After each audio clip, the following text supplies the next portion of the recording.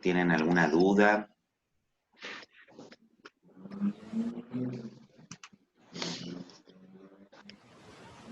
Vieron que Sí, ya está habilitada la nueva semana de trabajo, ¿no? Esta semana vamos a trabajar sobre el comprensivismo. ¿M? Vieron que hay ahí una actividad cortita y después también lo que tenemos es tenemos un videíto que yo les preparé, que explica un poco el método weberiano, y hoy un poco quiero trabajar acerca de eso. Ahí Rita me está preguntando por el tema del recuperatorio, les cuento, el recuperatorio para los chicos que lo tienen que rendir va a estar habilitado a partir de hoy y se va a entregar. Hasta, creo que es el sábado, después yo les voy a publicar bien la fecha en la cual vence, pero van a tener casi toda la semana para poder resolverlo. Obviamente recuerden, el recuperatorio es solamente para aquellos que se sacaron menos de 4, o para los que estuvieron ausentes y no presentaron el trabajo práctico 2. El resto de los compañeros no tiene que hacer ningún recuperatorio. Les aviso esto para que no lo hagan porque no lo tienen que hacer, solamente los que no han podido aprobar el primer trabajo práctico. Igualmente yo eso después lo voy a publicar en el foro de avisos, hasta qué fecha vence y demás.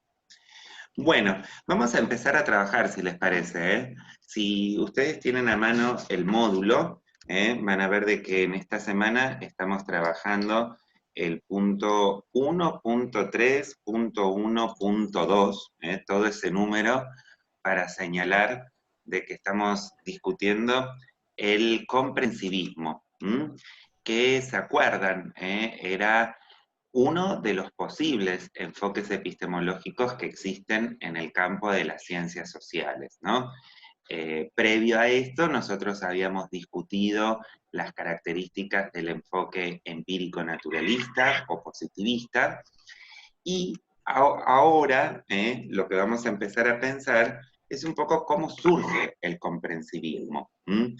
Si ustedes tuvieron la oportunidad de ver el videíto que yo les grabé, ahí van a poder ver cómo este sociólogo alemán, que tenemos también mencionado en nuestro módulo, que se llama Max Weber, desarrolla el famoso método de la comprensión, ofreciéndonos a los que trabajamos en sociología un método distinto al del positivismo, porque justamente la comprensión es un método que pretende es captar, se dice, el significado o el sentido subjetivo del comportamiento social, que para este enfoque, para el enfoque comprensivista, resulta fundamental. Entonces, nosotros tenemos que a Weber en realidad se le ocurrió eso, no es que a Weber de un día para el otro se le prendió, vieron la lamparita y dijo voy a diseñar un método nuevo para el campo de las ciencias sociales. En realidad eso viene de una serie de discusiones, justamente en el campo de la epistemología. Acuérdense, la epistemología es esa disciplina que justamente trata o estudia los distintos métodos en el campo de la ciencia. Y dentro de esas discusiones, de las cuales Weber también va a formar parte, hay una serie de pensadores, ¿vieron? Que estaban también tratando de pensar, ¿no? De discutir si el positivismo era una manera correcta de abordar el estudio de lo social. Y si ustedes leyeron el módulo, van a ver de que ahí aparecen tres nombres, ¿no? Distintos, que cada uno de ellos plantea una crítica al positivismo. Por un lado tenemos a un señor que se llamaba Dilthey, después tenemos a otro señor que se llama Windelband, y también tenemos a otro señor que se llama Rickert. Todos estos señores están discutiendo con el positivismo, y de alguna manera lo que ellos consideran es que este enfoque positivista aparentemente no resulta adecuado para poder abordar el estudio del mundo social. ¿Cuáles son las críticas que cada uno de estos pensadores realiza?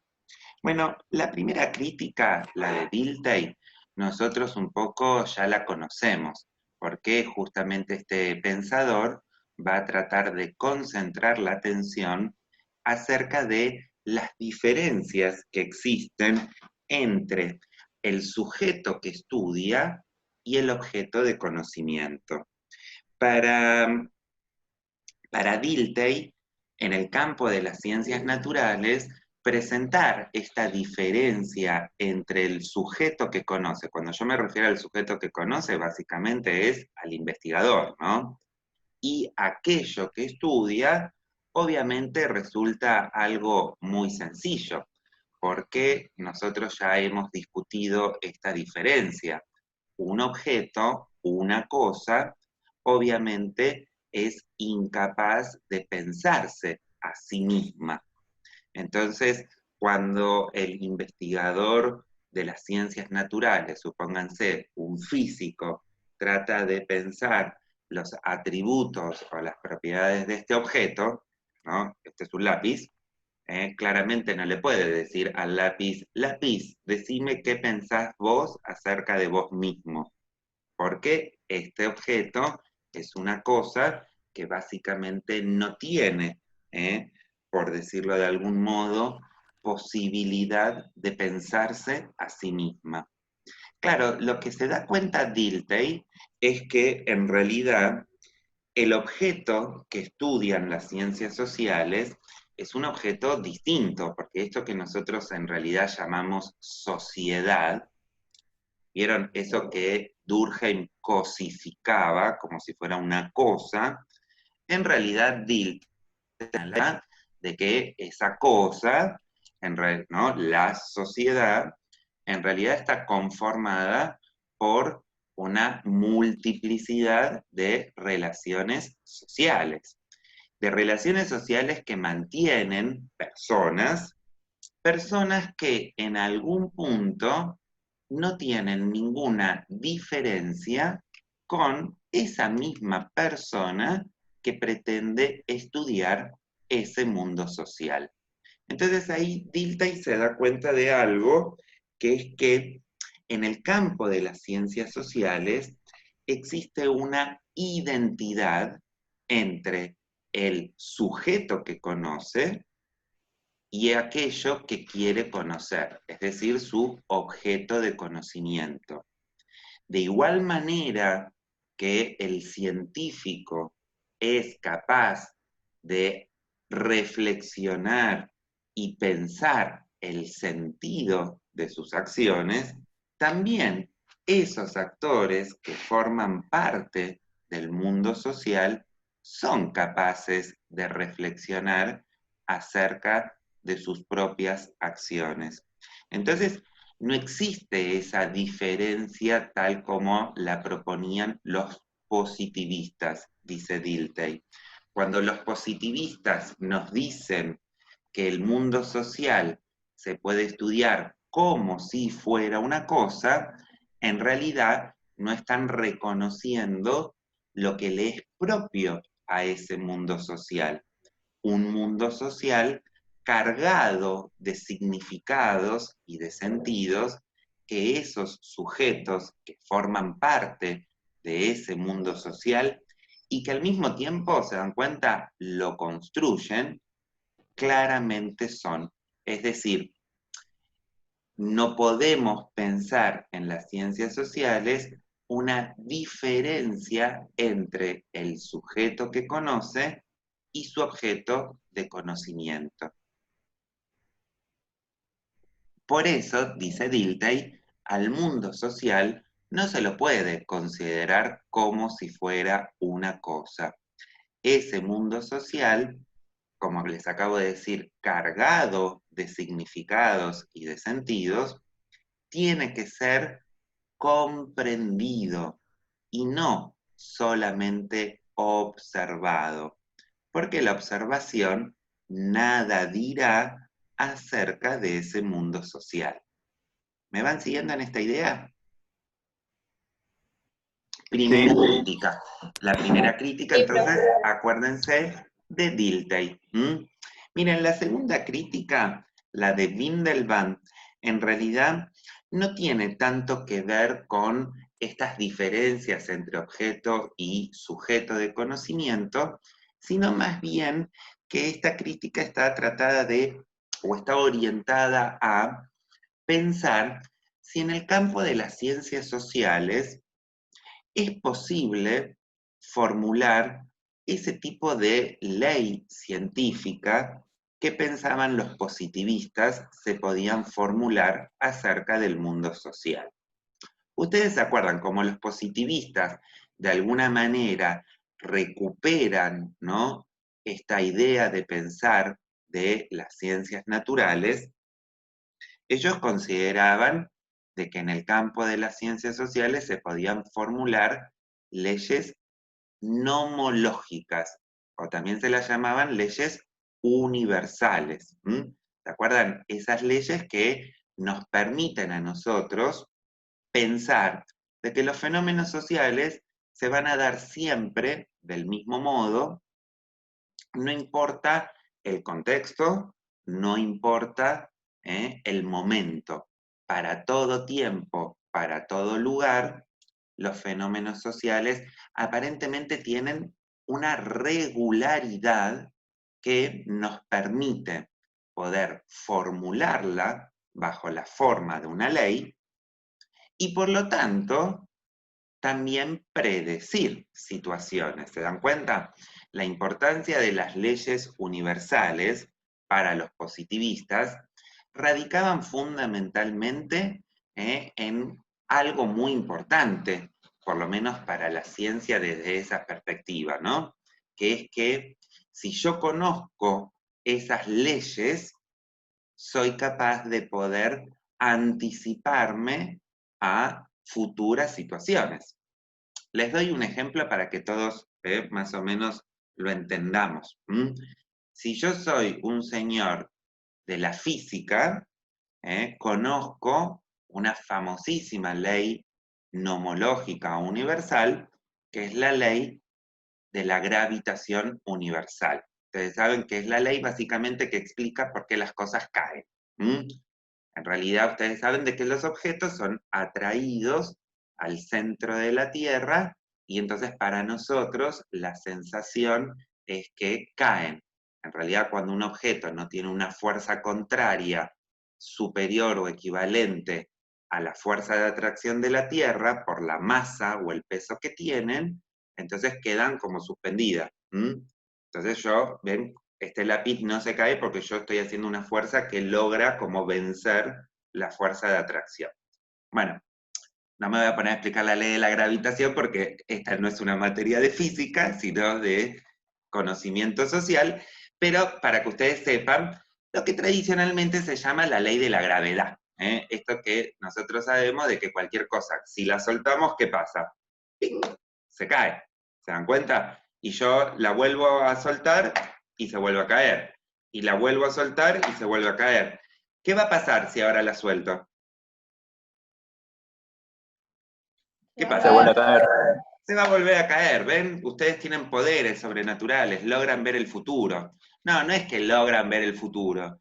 En realidad es que nosotros conocemos aparentemente una ley universal que me permite predecir qué es lo que va a suceder. Bueno, esto pareciera ser de que en el campo de las ciencias sociales no resulta de tal modo, o por lo menos, tal como lo entienden los comprensivistas, no sucede de este modo.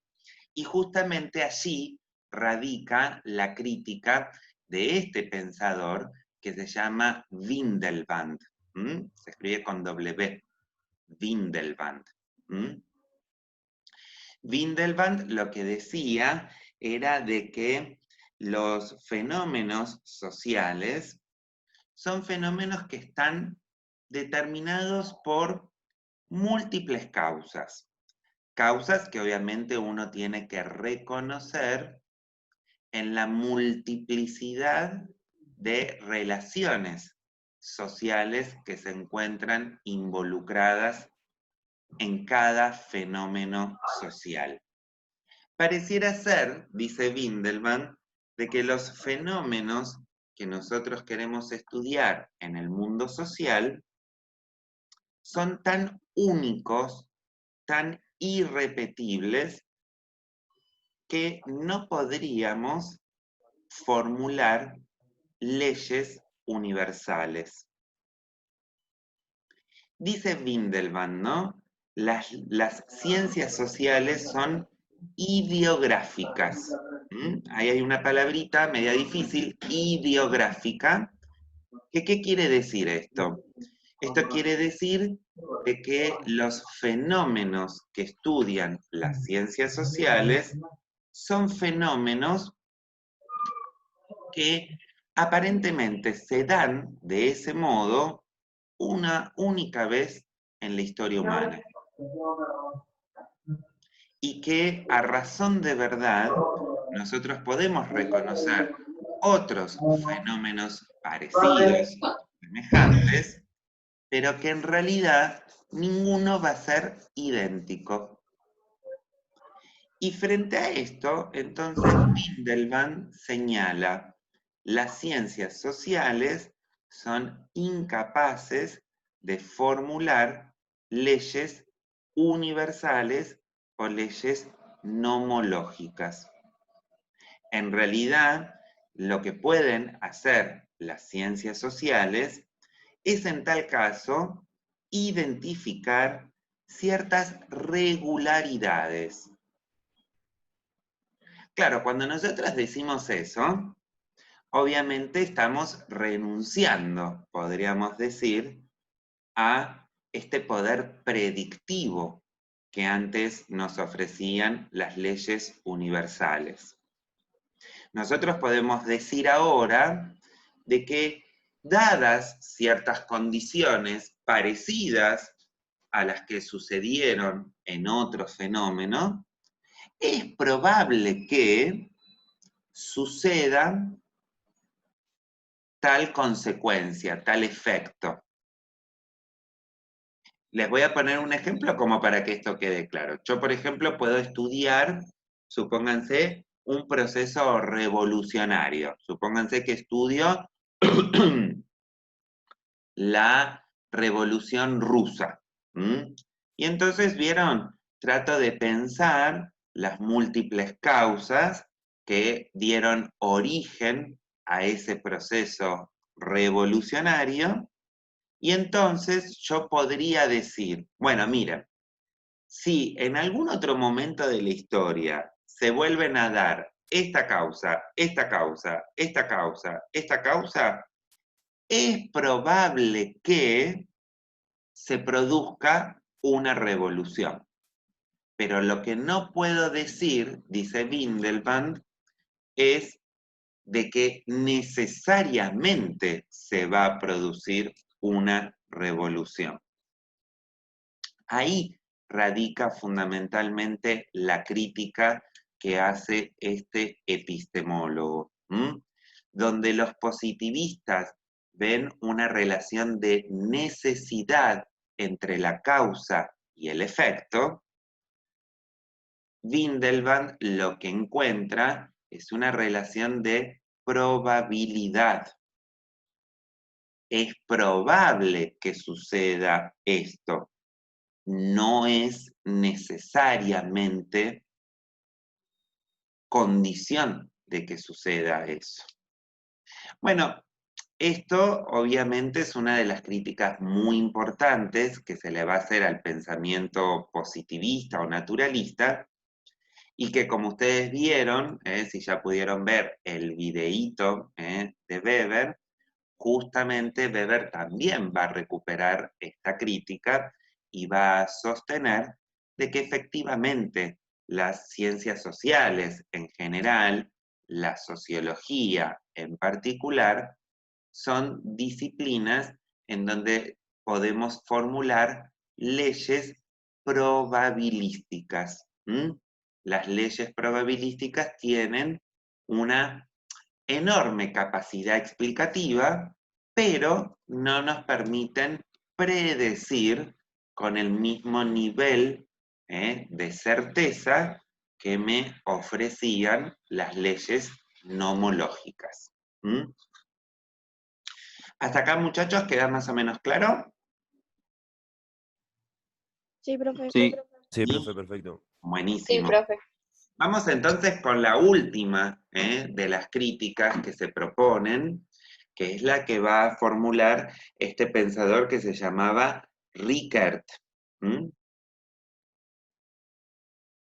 Rickert, ¿qué es lo que dice?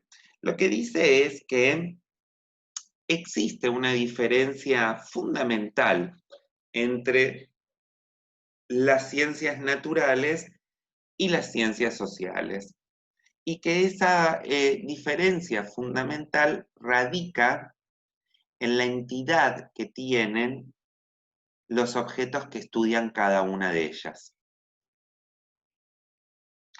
Para Rickert, el mundo social es un mundo que obviamente está conformado por una multiplicidad de personas y que en esas relaciones sociales, estas personas obviamente actúan a partir de una serie de valores, de creencias, de ideas, es decir, básicamente actúan a partir de una cierta cultura.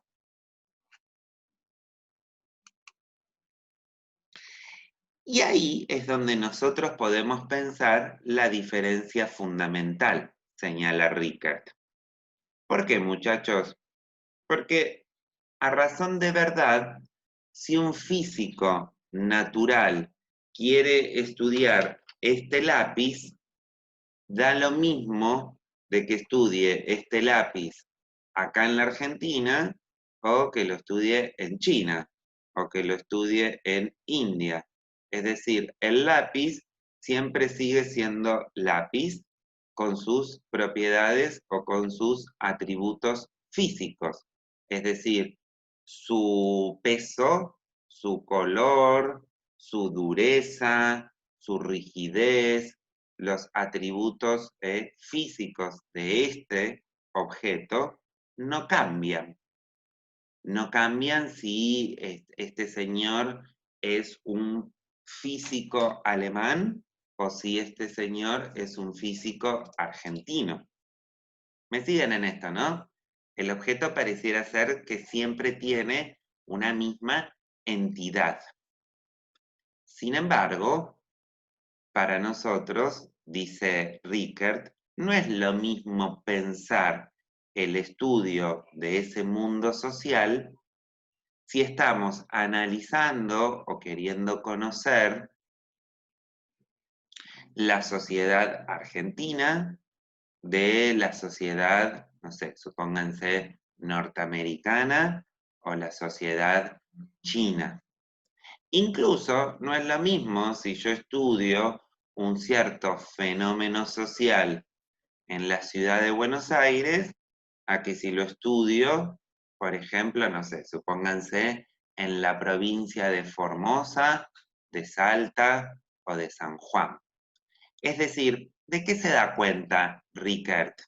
Rickert se da cuenta de que eso, a lo que llamamos mundo social, se encuentra atravesado por un conjunto de valores, de normas, de ideas, de creencias, que hacen que las relaciones entre esas personas sean, como las llama él, relaciones de valor. ¿Y qué es una relación de valor? Una relación de valor refiere justamente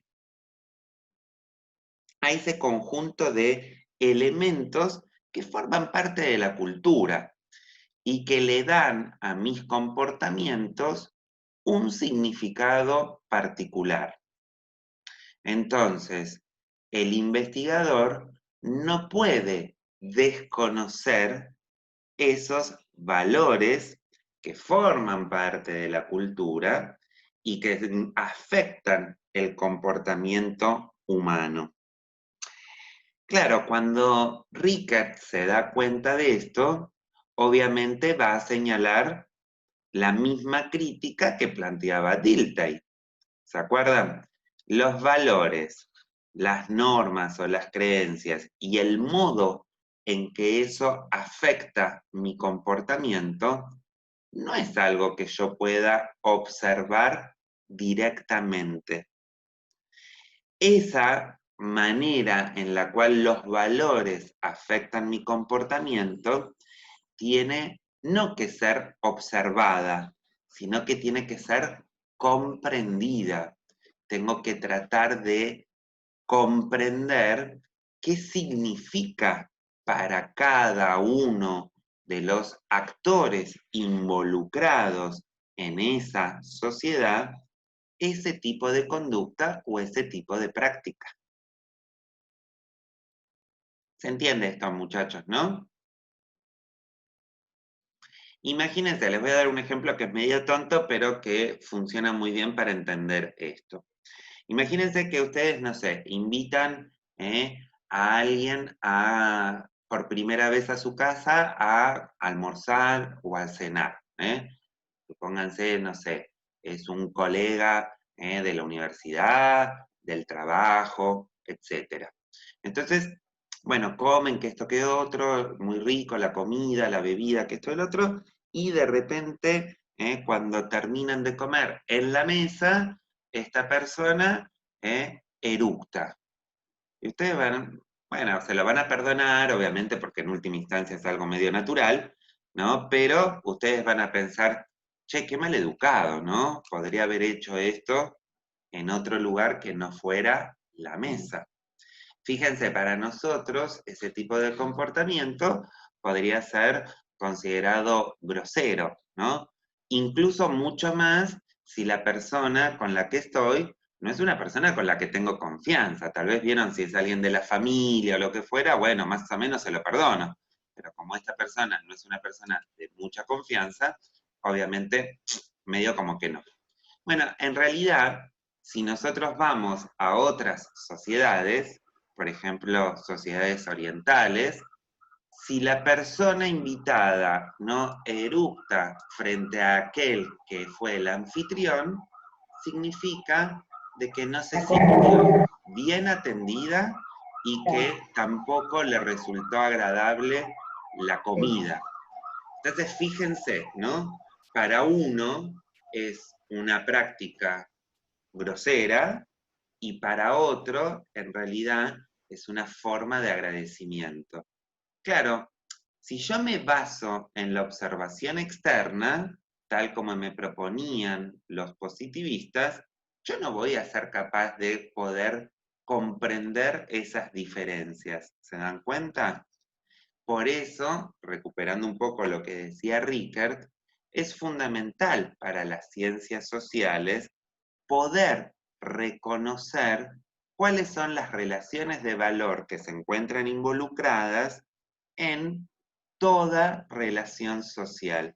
Y justamente las ciencias sociales lo que van a pretender hacer es querer explicar esas relaciones de valor, pero claramente no lo van a poder hacer mediante el método del positivismo, es decir, mediante la observación.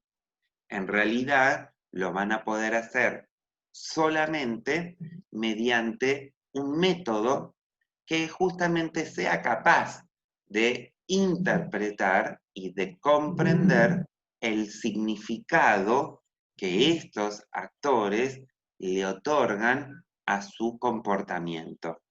Y entonces ahí es donde aparece este santo señor que se llama Weber, que va a proponer justamente un método específico para las ciencias sociales.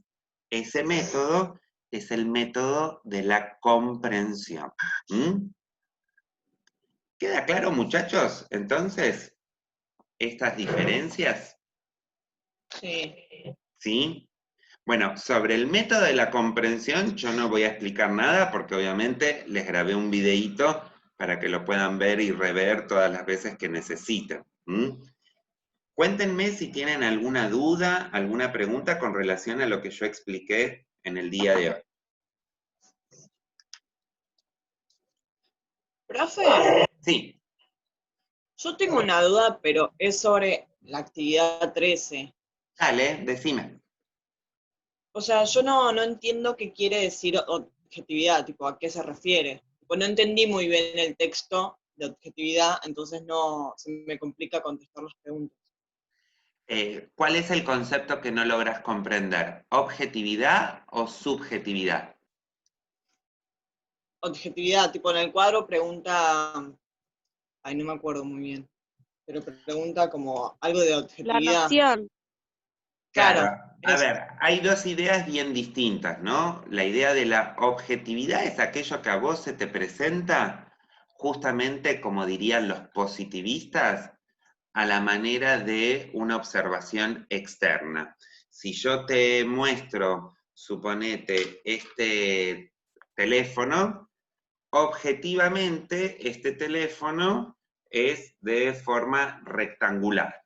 Y no podríamos discutir mucho eso, porque es un atributo que se encuentra sometido a la observación. Ahora, si yo te digo de que este teléfono es muy importante para mí, porque me lo regaló mi mamá, y no sé, suponete mi mamá ya no está más conmigo, vos eso no lo vas a poder nunca poder comprender solamente por mirar el objeto. Entonces, lo que nosotros tenemos que saber es que cada vez que podemos estudiar el mundo social, nosotros podemos reconocer aspectos objetivos y aspectos subjetivos. Los positivistas siempre se van a basar en los aspectos objetivos del mundo social, porque justamente pretenden, ¿no?, poder explicar a partir de la observación de esos aspectos objetivos, mientras que los comprensivistas van a concentrar su atención en los aspectos subjetivos del mundo social, porque son esos aspectos en donde nosotros, como sujetos, de ahí viene la palabra subjetividad, le asignamos al mundo significados.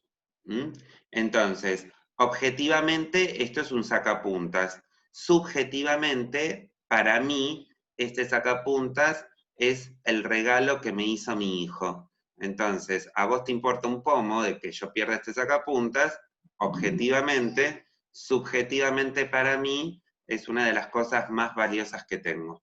¿Te das cuenta? La diferencia entre uno y otro. Pero, o sea, ¿cuál sería la noción de objetividad para cada enfoque? La que acabo de mencionar, para el enfoque naturalista o positivista, la objetividad estaría dada a partir de la observación. Para el comprensivismo, la objetividad no es un problema. Al comprensivismo, de hecho, no le interesa la objetividad.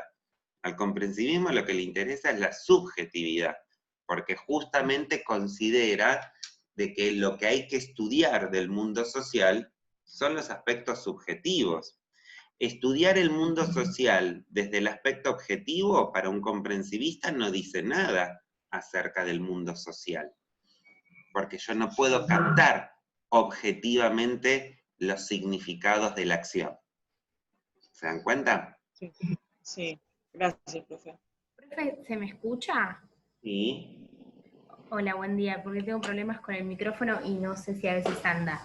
Yo le quiero hacer una consulta sobre el texto de Bunge que habla sobre Weber. En un momento hace como que traza una diferencia entre la objetividad y la parcialidad. Y no entiendo la diferencia que hay entre esos dos conceptos. En realidad es una crítica que el autor está haciendo, porque el autor, ustedes se habrán dado cuenta, medio como que está en contra de la posición weberiana, y en realidad para Bunge, la única manera de poder abordar el mundo social es a partir de datos objetivos.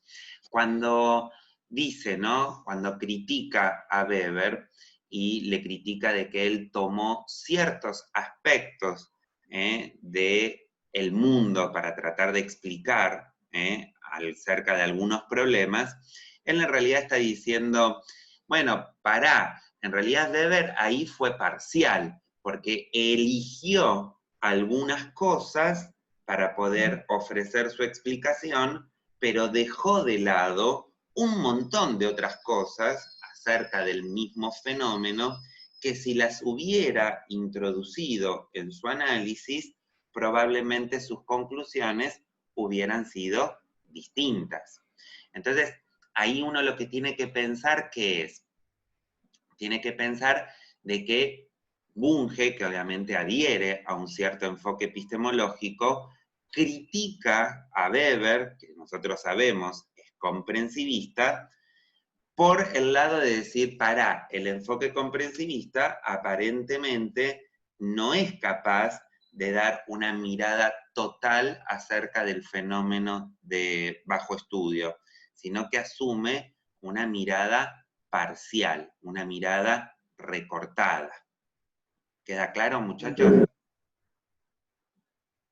Sí, claro, porque Weber como que estudió eso mediante su subjetividad, digamos. Claro, obvio. Weber lo estudia a Tomó partir... lo que le importaba. Exactamente, lo que él consideraba, que en realidad es un poco más complejo que eso. Yo si quieren se los cuento porque me especializo en Weber, pero la crítica que le hace Bunge no es del todo justa. Profe, disculpe que Escúchenme, interrumpe, se pero va ya a está cortar por ahora en crear la menos de un clase. minuto.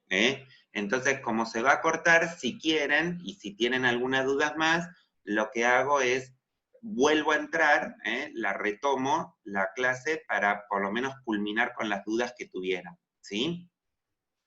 ¿Que les parece bien? Sí, sí. Bueno, buenísimo. Entonces, salimos ahora y ahora la vuelvo a renovar.